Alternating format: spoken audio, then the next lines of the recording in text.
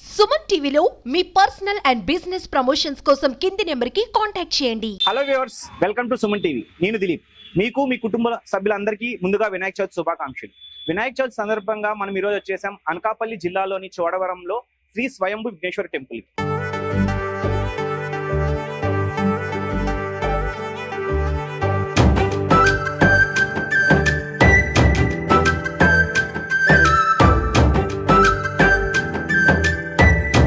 ఈ గుడికి 200 ఏళ్ల నాటి చరిత్ర ఉంది. చాలా ప్రత్యేకతలు ఉన్నాయి. వాటి గురించి తెలుసుకోవడానికి మనం లోపలికి వెళ్ళి ప్రధాన అర్చకుల గారిని కలుద్దాం. రండి. నమస్తే గురువు గారు. ఈ గుడి గురించి చాలా చోట్ల చాలా పేర్లు విన్నాం, చాలా గొప్పగా విన్నాం. బట్ అంతగా పూర్తిగా తెలియదు. కొంతమంది కొంత ఉంటది. అది ఎంతవరకు నిజం, ఎంతవరకు అబద్ధం అనేది కూడా పూర్తిగా తెలియదు. ఈ గుడి నుంచి మీ ఫ్యామిలీని ఎన్నో తరాలుగా ఉంటున్నారు కాబట్టి మీ వివరాలు కొంచెం క్లియర్ గా టెంపుల్ గురించి చెప్పండి. ముందుగా ఈ ఆలయ చరిత్ర తెలుసుకుంటే అన్ని వివరాలు అందులో వస్తాయి. నా పేరు కొడమని చలపతిరావు. దేవస్థానం వంశపారంపర్య ఆలయ అర్చకుడుగానే ఉంటున్నాను ఇక్కడ. గణేశాయ నమః. వక్రతుండ మహాకాయ కోటి సూర్య సమప్రభ నిర్విఘ్నం కురుమే దేవ సర్వకార్యేషు సర్వదా. ఆంధ్రప్రదేశ్ రాష్ట్రంలో అనకాపల్లి జిల్లాలో చోడవరం గ్రామంలో వేయించేసినటువంటి స్వయంభూ శ్రీ విఘ్నేశ్వర స్వామి దేవస్థానది. స్వయంభూ అంటే స్వయంగా భూలోంచి పుట్టబడిన విగ్రహాలు మాత్రం స్వయంభూ అంటారు. ఆంధ్రప్రదేశ్ మొత్తం మీద ప్రధానంగా 2 స్వయంభూ విగ్రహాలున్నాయి. ప్రథమం కాణిపాకంచ, ద్వితీయం చోళవరం, స్వయంభూ శ్రీ విఘ్నేశ్వర గౌరీపుత్ర నమోస్తు శ్లోకం ఉంది. దాని ప్రకారంగా మొదటిది కాణిపాకమైంది, రెండోది చోళవరం అంటే ప్రస్తుతం చోడవరమైంది. కాణిపాకంలో ఉన్న వినాయకుని వరసిద్ధి వినాయకుడు అంటారు. ఈ గ్రామంలో ఉన్న చోడవరంలో ఉన్న వినాయకుడిని కార్యసిద్ధి వినాయకుడు అంటారు. ఆయన వరాలిస్తాడు, ఈయన కార్యాలు నిర్వహిస్తాడు. ఇది స్వయంభూగా పుట్టి సుమారు 200 సంవత్సరాల క్రితం భూమిలో పుట్టబడి ఇప్పటికీ కూడా పెరుగుతున్న విగ్రహం ఉంటుంది. పెరుగుతోంది అని నిదర్శనం స్వామివారికి ఉన్న పూర్వాభరణాలకి ప్రస్తుతం ఉన్న ఆభరణాలకి వ్యత్యాసాన్ని బట్టి విగ్రహం పెరుగుతోంది అనడానికి మనకు నిదర్శనం. అలాగే స్వామి యొక్క తొండం కూడా భూమి లోపల నుంచి కాంప్లెక్స్ వెనకాల చెరువులో ఊరుకుంటుంది. స్వామివారి తొండం ఉండడం వల్ల ఆ చెరువుని పూర్వీకులందరూ కూడా ఏనుగు బోధి అని పిలిచేవారట. కాలక్రమేణా చెరువు వాడకల్లో లేకపోవడం, ఆ చెరువు పూర్ణ చూడడం వల్ల ప్రస్తుతం గ్రామస్తులు కూడా పాత చెరువు అని పిలుస్తారు. మరి స్వామివారి తొండం అంతవరకు ఉందని పూర్వీకులకి ఎలా తెలిసింటే, ఇదే గ్రామంలో పురాతన శివాలయం ఉంది. అది 800 సంవత్సరాల క్రితం చోళరాజులు మత్స్యరాజు పరిపాలించే కాలనాటి శివాలయం. అంటే ఈ గ్రామంలో ఈశ్వరుడు స్వయంభూగా వెలిసాడు, వినాయకుడు స్వయంభూగా వెలిసాడు. కాబట్టి తండ్రి కొడుకులు ఇద్దరు ఒకే ఊర్లో పుట్టిన ప్రపంచంలో ఎక్కడా లేదు, ఇక్కడే ఉంది. కాబట్టి ఒకే ఊర్లో 2 చోట్ల కన్నా ఒకే ఊర్లో ఒకే చోట ప్రతిష్ఠ చేద్దామని ముందుగా తండ్రి పుట్టాడు, తర్వాత తనయుడు పుట్టాడు. కాబట్టి ఈ వినాయకుని కూడా తీసుకెళ్లి తండ్రి దగ్గర శివాలయంలో కూడా ప్రతిష్ఠ చేస్తే ఈ గ్రామం పుణ్యక్షేత్రం అవుతుందని అప్పటి పూర్వీకులు పెద్దవాళ్ళు సంకల్పించుకుని స్వామివారిని తవ్వడం ప్రారంభించారు. ఎంత తవ్వినా స్వామి యొక్క తొండం వల్ల వెళ్తున్నది కానీ తొండం యొక్క చివరి భాగం కనిపించకపోవడం, తగిన వాళ్ళు చనిపోవడం, ఈ గ్రామానికి ఏదో అరిష్టం రావడంతో స్వామి తనంతరం ఇక్కడ తాను ఇక్కడ స్వయంభూగా వెలిశారు. కాబట్టి మనం మానవ మాత్రం ఇక్కడ తీసి మార్పులు చేర్పు చేయకూడదు. కాబట్టి యథాస్థానంగా తవ్వినంత క్లోజ్ చేసి మూసివేసి దేవాలయ నిర్మాణం చేయడం జరిగింది. అప్పటి నుంచి కాణిపాక వచ్చి వరసిద్ధి వినాయకుడి కింద, చోళవరం అంటే ప్రస్తుతం చోడవరం వచ్చి కార్యసిద్ధి వినాయకుడి కింద విరాజిల్లుతున్నారు. ఇప్పుడు మీరే పూర్వీకుల నుంచి మీరే పౌరోహిత్యం చేస్తున్నారు ఇక్కడ. అప్పటికి ఇప్పటికి ఏమన్నా చేంజెస్ ఉన్నాయా, లేకపోతే పౌరోహిత్యంలో అంతే ఉందా? అంటే పాతకాలంలో మనకి పాటించేవి కానీ చాలా ఉంటాయి, చాలా స్ట్రిక్ట్ గా ఉండటం కానీ అంత. బట్ ఇప్పుడు వచ్చేస్తే వినాయక చవితిలో కూడా మనం చేంజెస్ చాలా చూస్తున్నాం. దేవుడి పాటల దగ్గర వేరే పాటలు. ఇప్పుడు మీ పూజల్లో కూడా అదే పూజ ఫాలో అవుతున్నారు లేదా నేను మార్పులు ఏమైనా చేయాలి? ఆలయాలకు వచ్చేసరికి అటువంటి విచిత్రమైన పనులు కానీ పనికిరాని అకృత్యాలు గట్రా ఏమి జరగవు. స్మార్తాగం ప్రకారం గత 8 తరాల నుంచి కూడా మా తాత ముత్తాత దగ్గర నుంచి కూడా కొడమంచి వంశీలే ఈ ఆలయాన్ని కానీ స్వయంభూ శివాలయాన్ని కూడా మా అన్నదమ్ముల వంశపారంపర్యంగానే అర్చక చేయడం జరుగుతుంది. నేను అది 8వ తరం. ఇక్కడ ఏం జరిగినా సరే స్మార్తాగామ సాంప్రదాయ రీత్యా స్వామివారి కైంకర్యాలను కూడా నిత్యం కూడా విశేషంగా జరుగుతాయి తప్ప ఇటువంటి అరిష్టాలు కానీ ఇటువంటి దోషాలు లేకుండా చేయడం మా బాధ్యత చేస్తున్నాం. అది మా గొప్పతనం ఏంటంటే వంశపారంపర్యంగా మేమే చేయడం వల్ల గతంలో మా తాత పెద్దల ముత్తాతలందరూ కూడా ఏ విధంగా అయితే ఏ ఆగమ ప్రకారం అయితే ఈ ఆలయాన్ని స్వామివారికి నిత్య పూజా కార్యక్రమాలు కానీ అభిషేకాలు కానీ హోమాలు ఏ విధంగా తీసుకొచ్చారో అదే వారసత్వం మేము వస్తున్నాం. కాబట్టి మేము కూడా అదే విధంగా పూర్వం నుంచి సంక్రమిస్తున్న ఆచార వ్యవహారాలను కూడా పాటిస్తూనే ఈ ఆలయాన్ని కూడా వైదికంగా ఆగమ ప్రకారంగా స్వామివారిని ఎంతో విశేషంగా మహత్యాన్ని కలిగే విధంగా స్వామివారికి ఆరాధనలు కూడా జరుగుతూ ఉంటాయి. మీ తరాల పౌరోహిత్యం అంతా చేస్తున్నారు కాబట్టి మీకు చాలా బాధ్యత ఉంటుంది. వాళ్ళ పేరు నిలబెట్టడం వల్ల కానీ చాలా బాధ్యత. అది మీరు ఎప్పుడన్నా ఇబ్బందిగా అనుకోవడం కానీ దీనివల్ల అయ్యో నేను ఎక్కడన్నా ఇబ్బంది పడతాను అట్లా భయపడటం కానీ అన్నాను? ఇబ్బంది అయితే లేదు. పూర్వీకుల కన్నా ఇప్పుడున్న జనరేషన్ మారిపోవడం వల్ల ఏంటంటే వాళ్ళలాగే మేము ట్రెడిషనల్ గా ఆధ్యాత్మిక చింతనతో చేయడం కోసం నిత్యం పరితపిస్తుంటాం. ఎందుకంటే వాళ్ళు ఎంతో కష్టపడి ఈ ఆలయాన్ని ఇంత వైభవంగా ఇంత మహత్యపూర్వకంగా ఇంతమంది వచ్చి వాళ్ళ 1000 మంది వచ్చి 1,00,000 మంది వచ్చి దర్శనాలు చేసుకున్న కారణం పూర్వీకుల అర్చకత్వం. ఇది పురోహిత్యం కాదు మేము చేసేది, అర్చకత్వం అంటారు. ఇంత వంశపారంపర్యంగా అర్చకత్వం చేసుకుంటూ వస్తుండగా వాళ్ళు చేశారు కాబట్టి వాళ్ళలా చేయలేకపోయినా కనీసం వాళ్ళకి మచ్చ వచ్చే విధంగా కాకుండా స్వామివారికి ఇటువంటి ఆలయానికి ఇటువంటి మచ్చ రాకుండా ఆగమం ప్రకారం కానీ సంస్కృతి ప్రకారం కానీ ఆధ్యాత్మిక ప్రకారం కానీ అన్ని కూడా పూర్వీకులు ఏ విధంగా పాటించుకుంటూ వచ్చారో దాన్నే కూడా మేము పాటించుకుంటూ వస్తున్నాం. మాకు ఇది అదృష్టంగా మేము భావిస్తాం తప్ప ఇబ్బందిగా ఇప్పుడు ఎందుకంటే ఇన్ని తరాల అర్చకత్వం అనేది అన్ని చాలా మంది దేశ రాష్ట్రంలో అర్చకుంటారు కానీ వంశపార్యపరంగా రావడం అనేది అందరికీ ఆ అవకాశం ఆ అదృష్టం రాదు. ఇది అర్చకత్వం అనేది చాలా మందికి డ్యూటీ పరంగా తీసుకుంటారు కానీ అర్చకత్వం అనేది మేము డ్యూటీ పరంగా తీసుకోకుండా, ఎందుకంటే వంశపారంగా మేము ఈ దేవాలయంలో ఒక్క మనిషి కూడా రాలేని రోజు నుంచి ఇవాళ ఇన్ని వేల మంది వచ్చారంటే కారణం మనం వంశపార్యపరంగా ఎటువంటి ఇబ్బందులు ఆగమంలో ఎటువంటి లోపాలు లేకుండా చేసుకుంటూ రావడం కానీ స్వామివారికి జరిగే కైంకర్యాలు ఇబ్బంది లేకుండా జరగని వచ్చిన భక్తులందరూ కూడా సంతృప్తికరంగా స్వామివారి దర్శించుకుని వారికి నిష్ఠాగరిష్టలతో పూజ చేయడం వల్ల వాళ్ళ యొక్క కోరికలన్నీ కూడా కార్యాలు కూడా నెరవేరడం వల్ల ఇంతమంది భక్తులు విశేషంగా పెరగడం కూడా జరుగుతుంది. ఇదంతా ఈ అర్చకత్వం వంశపారం చేయడం వల్ల అది జరుగుతుంది. కాబట్టి దీన్ని బాధ్యతగా మాకు అదృష్టంగా భావిస్తుంది. ఇప్పుడు మీరు చెప్పినట్టు స్వయంభూ విగ్రహాలు రెండే ఉన్నాయి, ఒకటి కాణిపాకం, ఒకటి మంచంలో. కానీ ఈ చోడవరంలో మాత్రమే తండ్రి కొడుకు ఇద్దరిది ఉంది, మాత్రం ఇక్కడ ఒక చాటే. బట్ మనం చూసుకుంటే కాణిపాకం చాలా ఎక్కువ మందికి తెలుసు, ప్రజాదరణ ఎక్కువ పోయింది, అంటే అది ఒక పుణ్యక్షేత్రం లాగా కానీ అది బాగా. బట్ చోడవరంలో అంత లేదనుకుంటున్నాం. అది ఎందువల్ల అనిపిస్తుంది? లేదనేం కాదు, లేదని మీరు అనుకుంటున్నారేమో తప్ప మాకైతే అలాంటి ఉద్దేశం లేదు. ఎందుకంటే కాణిపాకానికి తిరుపతి అనేది పెద్ద అసెట్. అది తిరుపతి పక్కగా ఉండడం వల్ల ఈ 50 రూపాయల టోకెన్ శిక్షణ అప్పుడు పాలక మండపాలు పెట్టడం తోటి టూరిజం డిపార్ట్మెంట్ తో ప్యాకేజ్ పెట్టుకోవడం తోటి కాణిపాకం మెయిన్ తిరుపతి దగ్గరగా ఉండడం వల్ల వాళ్ళకి విశేషంగా మెయిన్ దర్శనం అవడానికి తిరుపతి దర్శనం అవడానికి టైం పట్టడం వల్ల ఎక్కువ మంది ఖాళీగా కూర్చోకుండా కాణిపాకం, కాళహస్తి చుట్టుపక్కల ప్రాంతాల్లో ఉన్న ఆలయాలు కూడా సందర్శించడం వల్ల ఎక్కువ ప్రచారం జరగడంతో దానికి ఎక్కువ మంది వెళ్తున్నారు. అలానే ఇక్కడ ఒకరు రాలేని రోజుల నుంచి ఇవాళ కూడా నాకు తెలిసి చిత్తూరు జిల్లా నుంచి కూడా మా కాణిపాకం ఏరియా నుంచి కూడా మా ఏరియాకి దర్శనానికి ఎంతో మంది వచ్చారు. మా చిత్తూరు అని చెప్తారు. చిత్తూరు జిల్లాలో ఉన్న సిఐలు, ఎస్ఐలు, జడ్జీలు కూడా ఏరియాకి వచ్చి మా వినాయకుడు చూసాం, మళ్ళీ మీ గురించి విన్నా, మేము చూస్తామని చెప్పి అంటున్నారు. హైదరాబాద్ నుంచి వస్తారు, ఇప్పుడు ఉన్న తెలంగాణ రాష్ట్రం నుంచి వస్తారు. నాకు తెలిసి జనాలు ఆదరణ లేకపోవడం అయితే ఏం కాదు. కాదంటే గవర్నమెంట్లు కానీ ప్రస్తుత పాలక మండలి కానీ అందరూ కూడా ఇంకొంచెం ఇప్పుడు చేస్తున్నదంతా కూడా బాగానే చేసి అభివృద్ధి చేసుకొచ్చారు. ఇంకా ప్రచారం అంటే గవర్నమెంట్ వారు వచ్చేసరికల్లా టూరిజం డిపార్ట్మెంట్ లో పెట్టడం కానీ ఇటువంటి మెరుగైన ప్రచారం చేసుకుంటూ విశేషంగా అన్ని చోట్ల ప్రచార సామాగ్రి అంటే ఫ్లెక్సీలు కట్టి పై రాష్ట్రాల పై జిల్లాల్లో కూడా ప్రముఖ దేవాలయాల్లో కూడా కట్టినట్లయితే ఇంకా ప్రచారం జరుగుతుంది నమ్మకం. కానీ మేము వచ్చే ప్రతి భక్తులు ఒకటే చెప్తాం, ఈ దేవాలయం అభివృద్ధి చెందడం కారణం అంటే భక్తులు పెరగడం కారణం ప్రధానంగా ఇవన్నీ కూడా జరుగుతూ ఉంటాయి. అది కామ విశేషంగా వచ్చిన భక్తులు ఒకటే చెప్తాం, మీరు స్వామిని దర్శనం చేసుకోండి. మీరు ఏదైతే కార్యం అనుకుంటారో ఈ కార్యసిద్ధి కాబట్టి ఆ కార్యం నెరవేర్చి దండం పెట్టుకోండి. 11 సార్లు ప్రదక్షిణ చేసుకుని వెళ్ళండి. ఖచ్చితంగా మీ కార్యం దిగ్విజయం అయింది అనుకోండి, మీరే వస్తారు, మీరే 10 మంది తీసుకొస్తారని చెప్పడంతో ఈ ప్రచారం వల్లే ఖచ్చితంగా భక్తులందరూ కూడా పెరగడం కూడా విశేషంగా జరుగుతుంది. ఇప్పుడు మీరు అన్నట్టే కార్యాలు నెరవేరుతాయని ఇప్పుడు మనము చూస్తున్నాం. చాలా మంది వచ్చి మొక్కుబళ్ళు తీర్చుకుంటున్నారు, బెల్లం ఇవ్వడం అని కానీ, నోటిని మీద ప్రదక్షిణ చేసుకోవడం. అంటే స్వామివారికి ఇట్లా బెల్లం ప్రదక్షిణాలు అని ఏమైనా ఉంటాయి, లేదా ఏది మొక్కున్నా కూడా అవుతుంది? 11 సార్లు ప్రదక్షిణ చేసి మీరు ఏదో ఒకటి, ఒక 11 రూపాయలు, 11 కొబ్బరికాయలు కొడతాను, ఒక 11 కేజీలు బెల్లం ఇస్తాను, మీకు ఎంత శక్తి ఉంటే అంత శక్తిని స్వామికి సమర్పించుకోండి. ఎందుకంటే మీకు కార్యం నెరవేరింది కాబట్టి, స్వామి వల్ల దయ వల్ల మీరు సుఖ సంతోషాలు జీవిస్తున్నారు కాబట్టి మీరు ఆ కార్యం నెరవేర్చుకుని, కార్యం నెరవేరిన తర్వాత అప్పుడు 108 సార్లు ప్రదక్షిణ చేసుకుని మీరు ఏదైతే అమ్ముకుంటే అది నెరవేర్చుకుంటారు. ఖచ్చితంగా అయితే జనరల్ గణపతికి బెల్లం అనేది విశేషం, గుడం అనేది విశేషం కాబట్టి ఆ బెల్లానికి కానీ గరికి దండ కానీ కొబ్బరికాయల దండ కానీ బెల్లం ఇవ్వడం కానీ ఆనందకి స్వామివారికి విశేషమైన ఇష్టమైన కాబట్టి ప్రీతికరమైన కాబట్టి అది సమర్పిస్తుంటారు భక్తులు విశేషంగా. ఇప్పుడు మనం చూసుకుంటే ఇక్కడ గణపతి గారికి వర్షాకాలం వస్తే మాత్రం స్వామివారి దగ్గరికి నీళ్లు వచ్చేస్తాయి, మనం ఏం చేయకుండానే అవి వెళ్ళిపోతాయి. అది కూడా అంత పెద్ద వర్షం పడి బురద నీరు అవన్నీ వచ్చినా కూడా స్వామివారి దగ్గరికి మంచి నీరు మాత్రమే వస్తుంది. దాని ప్రత్యేకత ఏమంటారు? స్వామివారి చరిత్రలోనే విశేషం ఉంది.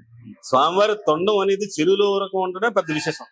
స్వామివారి కూడా విగ్రహం కూడా మనకి ఇంతవరకు ఛాతి వరకు అనిపిస్తుంది, కింద భాగం అంతా కిందనే ఉందని మా నమ్మకం. నాకు తెలియదు, ఇది దినదినాభివృద్ధిగా విగ్రహం పెరుగుతుంది కాబట్టి ఈ ప్రతి 90 ఏళ్ళకి కిరీటాలు మార్పు చేయడం వల్ల విగ్రహం పెరుగుతుందని మన నిదర్శనం.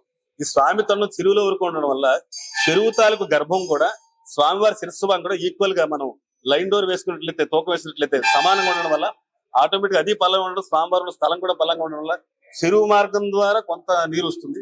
అలాగే స్వామివారి ఉండేది గర్భంలో అడుక్కు ఉండడం వల్ల ఏంటంటే అక్కడ కూడా ఓట నీరు ఊరుతుంది. ఆ ఊరడం వల్ల కానీ ఎంత ఊరినా ఏం చేసినా రోడ్డు వరద నీరు కానీ బురద నీరు ఎప్పుడు రాదు, ఇక్కడ స్వచ్ఛమైన నీరే వస్తుంది. అదే విశేషం ఇక్కడ. ఇప్పుడు మీరు చెప్పినట్లే స్వామి గారి తొండం అక్కడ దాకా ఉంది అంటున్నారు, బట్ దాన్ని ఎందుకు డెవలప్ చేయలేదు? తవ్వి తీయడం అనేది గతంలో ఒకసారి ప్రయత్నం చేసినప్పుడు అరిష్టాలు ఏవో జరిగిన ఉద్దేశంతో మనం ఎప్పుడు తవ్వి చేయలేదు. అందుకే ఇంకా దాన్ని వదిలేస్తాం. ఎందుకంటే మళ్ళీ తీసే ప్రయత్నం లేదు, దాన్ని ఓపెన్ చేసే ప్రయత్నం లేదు. ఎందుకంటే చరిత్ర మనకి ఏం చెప్పింది దాన్ని మనం ఫాలో అవుతూ ఉండాలి. అంటే ఇప్పుడు ఈ చెరువుని పొలంలా మార్చడం కానీ అలా డెవలప్మెంట్ కానీ నెక్స్ట్ జరిగే అభివృద్ధి కార్యక్రమాల్లో గతంలో రాజగోపాల్ నిర్మాణం చేస్తాం. అలాగే ఇప్పుడు నెక్స్ట్ అభివృద్ధి కార్యక్రమంలో భాగంగా పుష్కరిణి, అది కాణిపాకం ఉన్నట్టుగానే దాని పుష్కరిణి కింద, అది జనరల్ గా అది దేవాలయం అయితే కాదు, దేవాలయం కొంత భాగం కాబట్టి అది గ్రామాన్ని, అది దాన్ని దేవాలయానికి ఉపయోగపడే విధంగా దాన్ని పుష్కరిణి కింద మార్చడానికి ఇప్పుడు రాబోయేటువంటి పాలక మండలి వారిని, శాసనసభ్యుల వారిని కానీ, అధికారులు కానీ, రాజకీయ నాయకులు కానీ, పెద్దలందరూ కూడా మేము అడిగి ఆ పుష్కరిణి కింద మార్చుకోవడానికి ప్రయత్నం చేస్తాం ఖచ్చితంగా. ఎందుకంటే స్వామివారి ఆలయం పుష్కరిణి లేదు, చెరువు ఉంది. ఆ చెరువులో స్వామివారి తొండం ఉంది, కానీ ఆ చెరువు ఆలయానికి అనుగుణంగా అయితే లేదు. కాబట్టి దాన్ని చేయమని మేము అందరినీ కూడా అడుగుతున్నాం. ఇప్పుడు కొత్త ప్రభుత్వంలో కూడా విశేషంగా చేయడానికి కూడా ముందుకు వస్తారని మేము ఆశిస్తున్నాం. స్వామి ఆశీస్సులు వాళ్ళకి కూడా ఉండాలని కోరుకుంటున్నాం. ఈ రోజు నుంచి వినాయక చవితి మహోత్సవాలు అయితే స్టార్ట్ అయిపోయింది. జనరల్ గా మనం బయట వినాయకుని పెట్టుకొని చాలా ఘనంగా సెలబ్రేట్ చేసుకుంటాం. మన తెలుగు పండుగల్లో వినాయక చవితి చాలా ప్రాముఖ్యత. అలాంటిది స్వయంభూ గుడిలో ఎలా సెలబ్రేట్ చేస్తారు? ఈ రోజు 7వ తారీఖు వినాయక చవితి మహాపర్వదినం. ఈ రోజు నుంచి 15వ తారీఖు వరకు కూడా గణపతి నవరాత్రి మహోత్సవాలు అత్యంత వైభవంగా ఆధ్యాత్మిక సాంస్కృతిక పరంగా ఉత్సవాలు జరుగుతూ ఉంటాయి. ఇందులో ప్రధానంగా ఈ రోజు తెల్లవారుజాము 3 గంటలకి స్వామివారికి లక్ష్మీ గణపతి హోమం, అనంతరం స్వామివారి పంచామృతాభిషేకం తొలి పూజ చేసిన తర్వాత ఉదయం తెల్లవారు 5 గంటల నుంచి కూడా రాత్రి 9 గంటల వరకు కూడా విశేషంగా భక్తులకి సర్వదర్శనాలు ఉంటాయి. అలాగే స్వామివారికి బాలభోగం, మహానివేదన, సాయంత్ర హారతి, గిరివీధ మహోత్సవం అని జరుగుతాయి. ఈ 9 రోజులు కూడా స్వామివారికి కూడా విశేషంగా పంచామృతాభిషేకం జరిపించి రోజుకో ఒక విశేషమైన అలంకరణలతో, ఒకరోజు చందనంతో, ఒకరోజు భస్మంతో, ఒకరోజు పసుపు కుంకాలతోటి, ఒకరోజు విభూతి చందనం కలిపి, ఒకరోజు పసుపు కలిపి, ఒకరోజు గరికతోటి, ఇలా 9 రోజులు కూడా 9 రకాల అవతారాల్లాగా 9 విశేషమైన అలంకారాలతో ఉత్సవాలు జరుగుతాయి. నలుమూలలు చేసిన భక్తులందరూ కూడా విశేష అలంకారం చూడడానికి కూడా ప్రత్యేకంగా వస్తుంటారు. ఆఖరి రోజు ఏమో 15వ తారీఖు చివరి రోజు స్వామివారి గణపతి నవరాత్రి ఉత్సవాలు ఎందుతాం. ప్రతిరోజు కూడా సాయంత్రం సహస్రనామార్చన, చతుర్వేద స్వస్తి, చతుర్వేద పారాయణ, పండితాశీస్సు కూడా ఘనంగా జరుగుతుంది. ఇప్పుడు చూసుకుంటే మీరు చెప్పిన దాని ప్రకారం ఇది చాలా ఘనంగా జరుగుతుంది. చాలా మంది భక్తులు వస్తారు. వాళ్ళకి అసౌకర్యం కలగకుండా మీరు ఎటువంటి జాగ్రత్తలు తీసుకుంటారు? ప్రస్తుతం గౌరవనీయ శాసనసభ్యులు శ్రీ కేఎస్ నరసరాజు గారి ఆధ్వర్యంలో నూతనంగా ప్రకటించినటువంటి ఉత్సవ కమిటీ పశుపతి సాంబ గారు మరియు సభ్యులు, అలాగే దేవాదాయ శాఖ కార్యనిర్వాహక ఎస్ సత్యనారాయణమూర్తి గారు, అలాగే మేము అర్చక బృందం, భక్తులు, దాతలు, సేవకులు సహకారంతో భక్తులకు ఏ ఇబ్బంది లేకుండా తాగునీరు గాని, ప్రసాద వితరణ గాని, ఉచిత దర్శనం గాని అన్ని ఏర్పాట్లు దేవస్థానం వారు చేయడం జరుగుతుంది. ఇక చాలా మంది చూసుకుంటే విఘ్నేశ్వరుని మాలేసుకొని ఉన్నారు. ఇది ఎప్పటి నుంచి స్టార్ట్ అయిందండి? మన ప్రాంతంలో చోడవరం ప్రాంతం నుంచి సుమారు 10-15 ఏళ్ల నుంచి కూడా విశేషంగా మాల వేసుకున్నారు.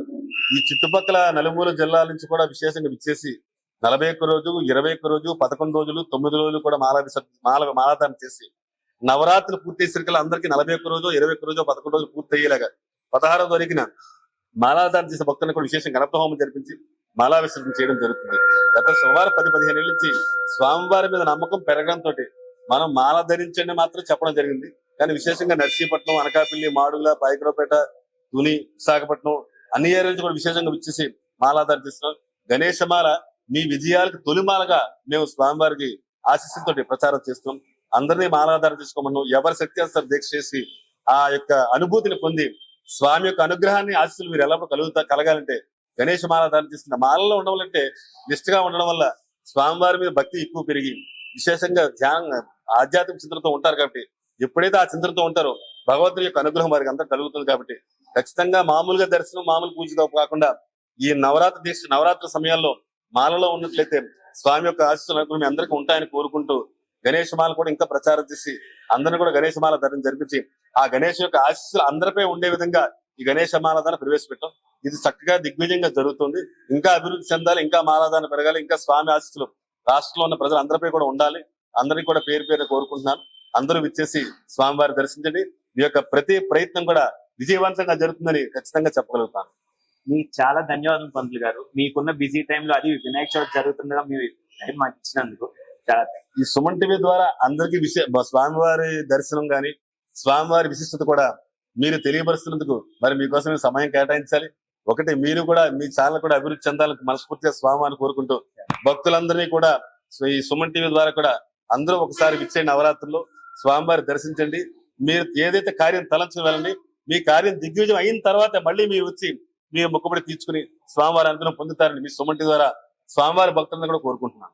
స్వామివారి భక్తులందరికీ కూడా, ఈ రాష్ట్ర ప్రజలందరికీ కూడా సుమన్ టీవీ తరపు నుంచి కూడా స్వామివారి భక్తులందరూ కూడా గణపతి చవితి, వినాయక చవితి మరియు నవరాత్రి విజయ శుభాకాంక్షలు అందరూ కూడా తెలియపరుస్తూ సర్వేజన సుఖినో భవంతు, లోకా సమస్త సుఖినో భవంతు.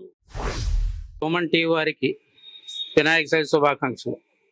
మీ సుమన్ టీవీ దినదినం అభివృద్ధి చెందాలని, రాష్ట్ర దేశ అభివృద్ధి ప్రపంచవ్యాప్తంగా మీ యొక్క ఛానల్ నలుమూలలా వ్యాపించాలని కోరుతూ నా ద్వారా స్వయంభూ శ్రీ విఘ్నేశ్వర దేవస్థాన కార్యనిర్వహణాధికారి అయిన నేను ఎస్వి సత్యనారాయణమూర్తి గత 4 సంవత్సరాలు ఈ దేవాలయంలో కార్యనిర్వహణగా చేస్తున్నాను. అయితే ఈ దేవాలయంలో మన రాష్ట్రంలో 4 దేవాలయాలు ఉన్నాయి. మొదటిది కాణిపాకం, రెండోది అయినవెల్లి, 3 బెక్కోలు, 4 మనకు చోడవరం. ఈ ఉత్తరాంధ్రలో 4 స్వయంభూ దేవాలయాలు. ఈ స్వయంభూ మన ఉత్తరాంధ్రలో కూడా ఇది ప్రతిదిన ఇప్పుడు ఈ మధ్య కాలంలో దినదిన అభివృద్ధి చెందుతుంది. అతి దూర ప్రాంతాల నుంచి అనగా హైదరాబాద్, మద్రాసు అనే చోట్ల కూడా భక్తులు 7 ప్రదక్షిణ చేసినట్లయితే వారి కోరిక నెరవేరుతాయని సుదీర ప్రాంతాల నుంచి కూడా రావడం జరుగుతుంది. దీని ద్వారా భక్తుల సహకారంతో 2 రాజగోపురాలు కూడా నిర్మించడం జరిగింది. తూర్పు రాజగోపురం, గాలిగోపురం కూడా నిర్మించడం అయింది. ఇంకా చేయవలసి ఉన్నాయి. ఇంకా బోల్డ్ బట్టి నిత్యాన్నదానం కూడా చేయాలి అనుకుంటున్నా. వేదపారాయణ పోస్టులు అయ్యాలి. అందుకే స్థానిక శాస్త్రంలో కొత్తగా కూటమి ప్రభుత్వంలో వచ్చిన శాసన కేఎస్ఎన్ రాజు గారు ద్వారా మన కొత్త కమిటీ నోటిని ఏర్పాటు చేశారు. దానికి పశుమూర్తి సాంబశివరావు గారు దీనికి దగ్గరుండి పర్యవేక్షణ అంటే ఉత్సవ కమిటీ అంటే దీనికి సంబంధించినట్టు ఏర్పాట్లు అయినా ఆయన చూస్తున్నారు దగ్గరుండి. రేపు వినాయక చవితి 9 రోజులు కూడా హోమాలు, అభిషేకాలు కూడా జరుగుతాయి. తద్వారా రేపు ఉదయం భక్తులకి ఏ విధమైన అవరోధం లేకుండా భక్తులకేమో ప్రసాదం, ఉచిత ప్రసాదం, క్యూ లైన్ ఏర్పాటు, మంచినీటి సరఫరా చేయడం జరుగుతుంది. ఏ విధమైన అవాంఛనీయ సంఘటన జరగకుండా పోలీసు బందోబస్తు కూడా ఏర్పాటు చేయడం జరుగుతుంది. మా చైర్మన్ గారి సహకారం, మరి అర్చకుల సహకారంతో మరింత ముందుకి ఈ దేవాలయ అభివృద్ధి చెందాలని కోరుతూ మీ ద్వారా మంచి చేయాలని కోరుతూ సెలవు తీసుకుంటున్నాం. ఓం శ్రీ విఘ్నేశాయ నమః. ముందుగా అందరికీ వినాయక చవితి శుభాకాంక్షలు తెలుపుతున్నాను. నేను ఈ స్వయంభూ విఘ్నేశ్వర స్వామి టెంపుల్కి నూతనంగా ఎలక్ట్ అయిన చైర్మన్.